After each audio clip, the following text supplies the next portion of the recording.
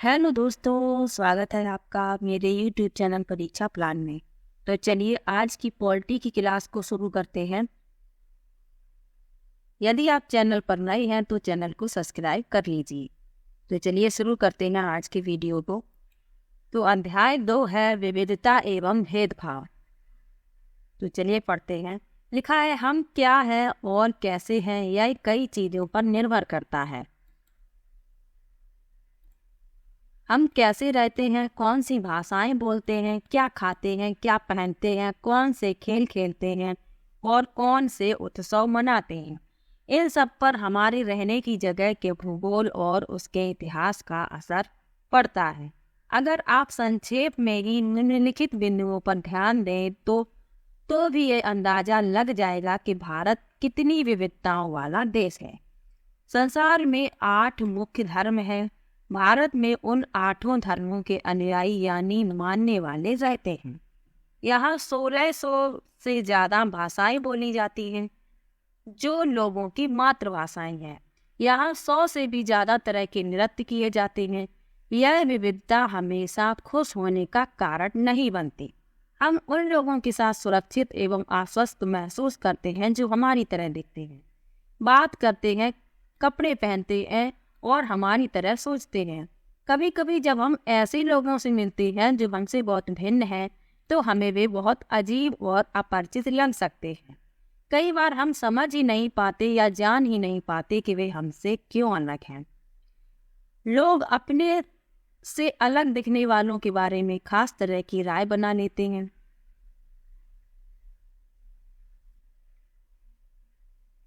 इनमें से कुछ कथन ग्रामीण लोगों को अज्ञानी की तरह देखते हैं, जबकि शहर में रहने वाले लोगों को आलसी एवं सिर्फ पैसे से सरोकार रखने वालों की तरह देखते हैं। जब हम किसी के बारे में पहले से कोई राय बना लेते हैं और उसे हम अपने दिमाग में बिठा लेते हैं तो वह पूर्वाग्रह का रूप ले लेती है। ज़्यादातर यह नकारात्मक होती है, जैसा कि कथनों में दिया गया है। लोगों को आलसी या कंजूस मानना भी पूर्वाग्रह है।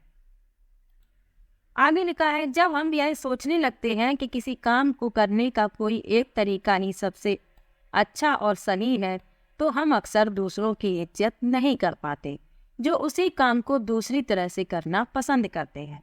उदाहरण के लिए अगर हम सोचें कि अंग्रेजी सबसे अच्छी भाषा है और दूसरी भाषाएं महत्वपूर्ण नहीं है तो हम अन्य भाषाओं को बहुत नकारात्मक रूप से देखेंगे। परिणाम स्वरूप हम उन लोगों की शायद इज्जत नहीं कर पाएंगे जो अंग्रेजी के अलावा अन्य भाषाएं बोलते हैं। हम कई चीज़ों के बारे में पूर्वाग्रही हो सकते हैं। लोगों के धार्मिक विश्वास, उनकी चमड़ी का रंग, जिस क्षेत्र में से वे आते हैं, जिस तरह वे बोलते हैं, जैसे कपड़े पहनते हैं इत्यादि। अगर दूसरों के बारे में बनाए गए हमारे पूर्वाग्रह इतने पक्के होते हैं कि हम उनसे दोस्ती नहीं करना चाहते, इस वजह से कई बार हमारा व्यवहार ऐसा होता है कि हम उन्हें दुख पहुंचा देते हैं। तो पूर्वाग्रह क्या है? किसी के बारे में पहले से कोई राय बना लेना और उसे अपने दिमाग में बिठा लेना। तो यह ज़्यादातर नकारात्मक ही होती है। ऐसे विचार हम अपने दिमाग में बिठा लेते हैं।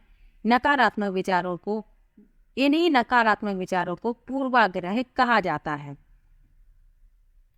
आगे लिखा है लड़के और लड़की में भेदभाव। लिखा है समाज में लड़के और लड़कियों में कई तरह से भेदभाव किया जाता है। हम सभी इस भेदभाव से परिचित हैं। एक लड़का या लड़की होने का अर्थ क्या होता है? आप में से कई लोग कहेंगे हम लड़के या लड़की की तरह जन्म लेते हैं। यह तो ऐसे ही होता है। इसमें सोचने वाली बात क्या है? आइए देखें कि क्या सच।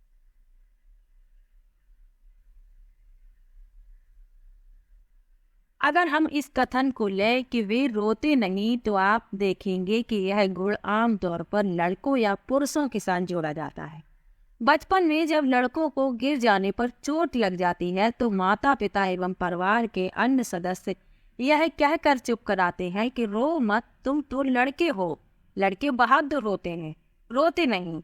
जैसे जैसे बच्चे बड़े होते जाते हैं वे यह विश्वास करने लगते हैं कि लड़के रोते नहीं।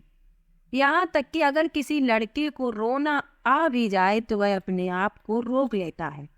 लड़का यह मानता है कि रोना कमजोरी की निशानी है। हालांकि लड़कों और लड़कियों दोनों का कभी कभी रोने का मन करता है, खासकर जब उन्हें गुस्सा आए या दर्द हो। लेकिन बड़े होने तक लड़के सीख जाते हैं या अपने को सिखा लेते हैं कि रोना नहीं है। अगर एक बड़ा लड़का रोए तो उसे लगता है कि दूसरे उसे चिढ़ाएंगे या उसका मजाक बनाएंगे, इसलिए वह दूसरों के सामने रोने से अपने आप को रोक लेता है। आगे लिखा है, हम लगातार यह सुनते रहते हैं कि लड़के ऐसे होते हैं और लड़कियां ऐसी होती हैं। समाज की इन मान्यताओं को हम बिना सोचे समझे मान लेते हैं। हम विश्वास कर लेते हैं कि हमारा व्यवहार इनके अनुसार ही होना चाहिए।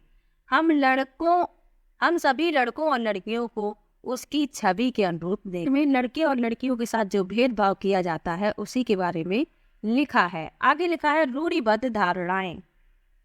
लिखा है, जब हम सभी लोगों को एक ही छवि में बांध देते हैं या उनके बारे में पक्की धारणा बना लेते हैं तो उसे रूढ़िबद्ध धारणा कहते हैं।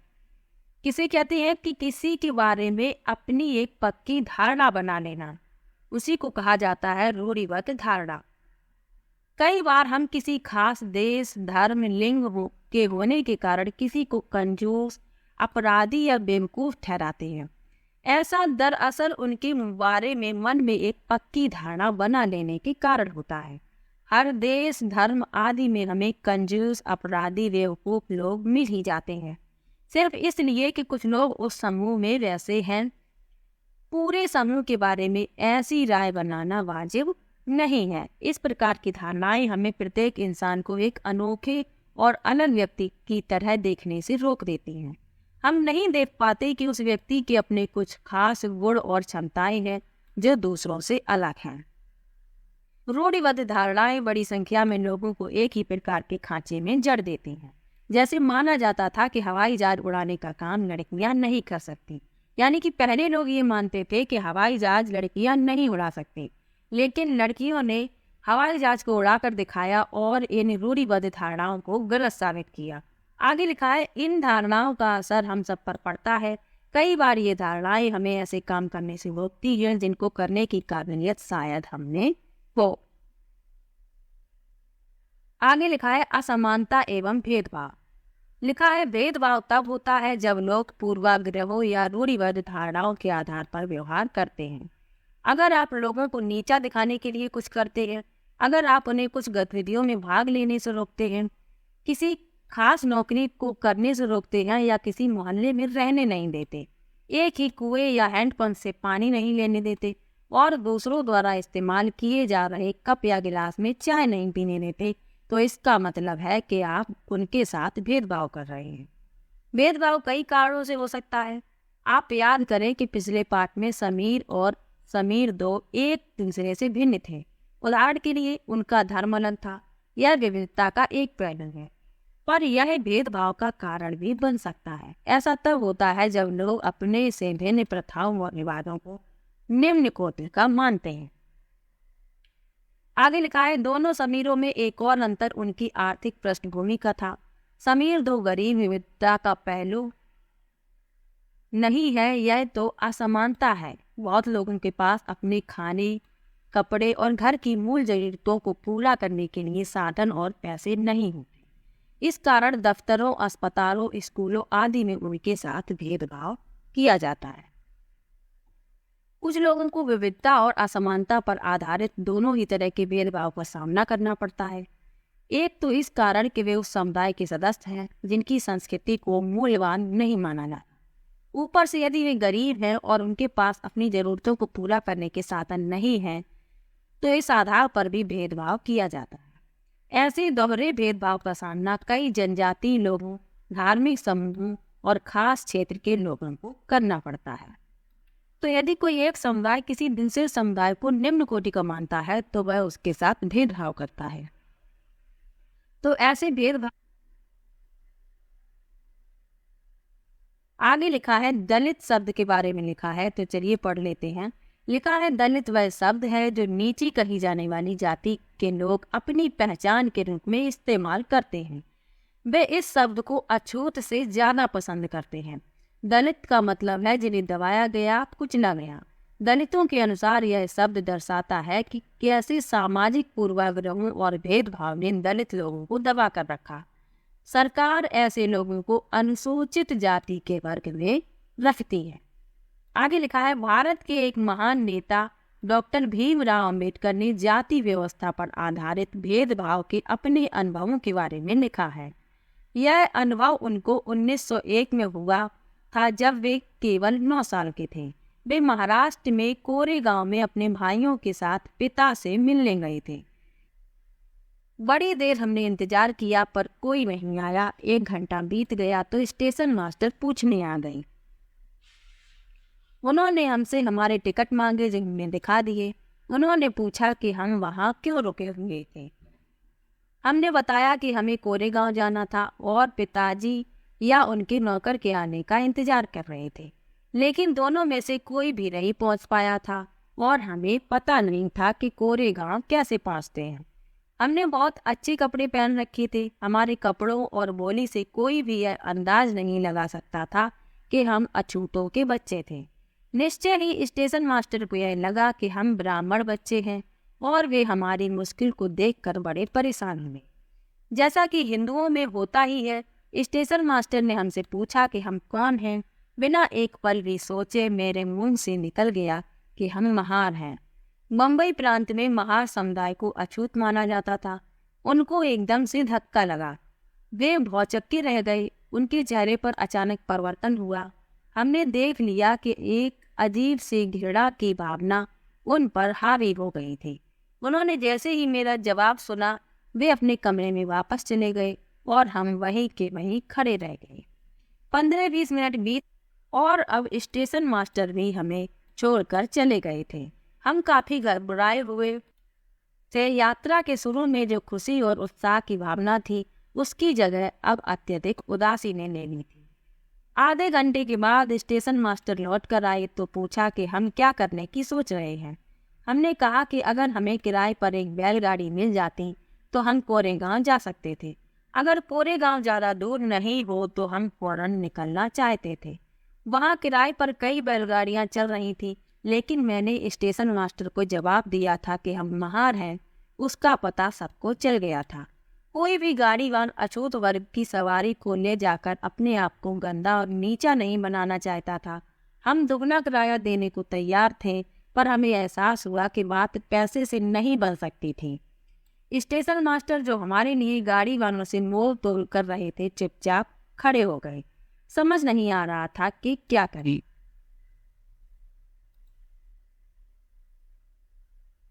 तो ये भीमराव अंबेडकर की पुस्तक है, उससे लिया गया है। Doctor Bhimrao Ambedkar writing and speeches, खंड 12। कल्पना करके देखिए कि यह कितना मुश्किल होगा अगर लोगों को एक जगह से दूसरे जगह न जाने दिया जाए। यह कितना अपमानजनक और दुखदाई होगा अगर लोग आपसे दूर दूर रहें, आपको छूने से मना करें और आपको पानी ना पीने दें। तो ये हैं डॉक्टर भीमराव अंबेडकर। इनके बारे में यहाँ पर लिखा हुआ है, तो चलिए पढ़ लेते हैं। लिखा है, डॉक्टर भीमराव अंबेडकर 1891 से 1956 को भारतीय संविधान के पिता एवं दलितों के सबसे बड़े नेता के रूप में जाना जाता है। डॉक्टर अंबेडकर ने दलित समुदाय के अधिकारों के लिए लड़ाई लड़ी थी। उनका महार जाति में जन्म हुआ था, जो अछूत मानी जाती थी। महार लोग गरीब होते थे, उनके पास जमीन नहीं थी और उनके बच्चों को वही काम करना पड़ता था जो वे खुद करते थे। उन्हें गांव के बाहर रहना पड़ता और गांव के अंदर आने की इजाजत नहीं थी।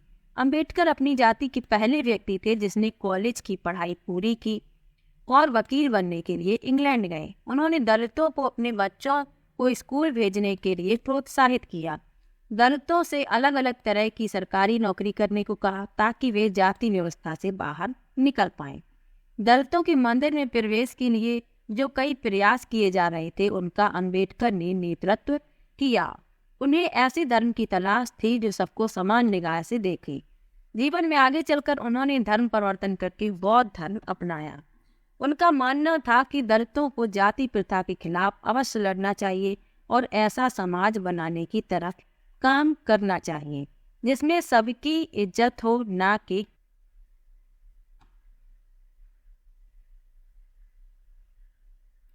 तो भीमराव अंबेडकर ने दलित समुदाय के अधिकारों को दिलाने के लिए लड़ाई लड़ी।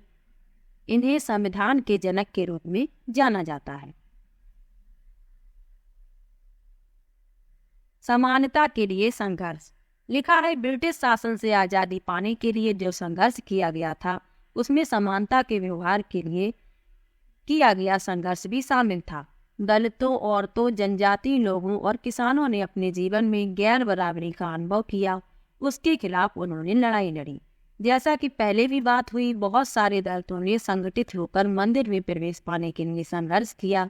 महिलाओं ने मांग की कि जैसे पुरुषों के पास शिक्षा का अधिकार है वैसे उन्हें भी अधिकार मिले।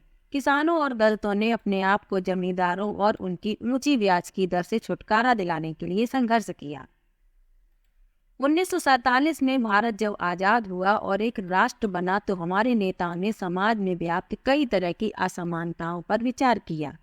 संविधान को लिखने वाले लोग भी इस बात से अवगत थे कि हमारे समाज में कैसे भेदभाव किया जाता है और लोगों ने उसके खिलाफ किस तरह संघर्ष किया है। कई नेता इन लड़ाइयों के हिस्सा थे, जैसे डॉक्टर अम्बेडकर। इसलिए नेताओं ने संविधान में ऐसी दृष्टि और लक्ष्य रखा जिससे भारत में सभी लोगों को बराबर माना जाए। समानता को एक अहम मूल्य की तरह माना गया जो हम सभी को एक भारतीय के रूप में जोड़ती है। प्रत्येक व्यक्ति को समान अधिकार और समान अवसर प्राप्त है। अस्पृश्यता यानी छुआछूत को अपराध की तरह देखा जाता है और इसे कानूनी रूप से खत्म कर दिया गया है। लोग अपनी पसंद का काम चुनने के लिए आज़ाद हैं। नौकरियां सभी लोगों के लिए खुली हुई हैं। इन सब के अलावा संविधान ने सरकार पर यह विशेष जिम्मेदारी डाली थी कि वह गरीबों और मुख्य धारा से अलग थलग पड़ गए समुदाय को इस समानता के अधिकार के फायदे दे।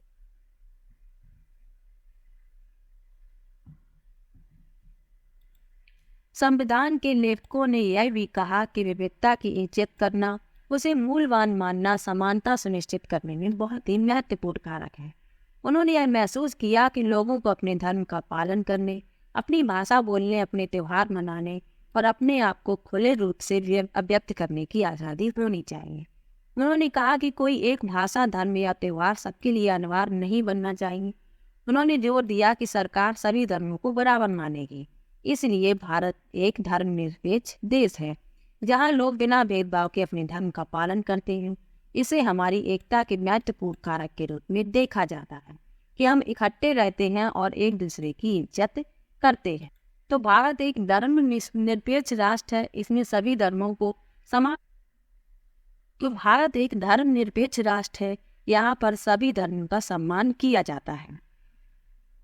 तो आज का ये लेसन यहीं पर समाप्त होता है। आज के लेसन में बहुत ही महत्वपूर्ण तथ्यों को जाना है।